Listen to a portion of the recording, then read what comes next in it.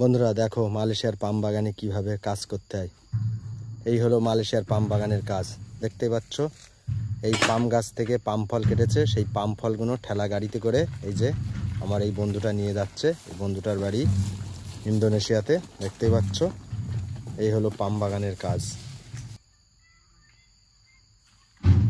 ঠেলা গাড়িতে পাম ফল তুলে তুলে যে মেন রাস্তা আছে এই রাস্তায় নিয়ে গিয়ে রাখবে। রাখার পরে ট্র্যাক্টর আসবে, ট্র্যাক্টরে আবার তুলে নিয়ে যাবে। দেখতে পাচ্ছ বন্ধুরা কত কষ্টের কাজ। পাম ফল ঠেলা গাড়িতে দিয়ে নিয়ে যাওয়ার সময় সব পড়ে যাচ্ছে। ওই যে সামনে রাস্তা, এই রাস্তায় রেখে দেবে।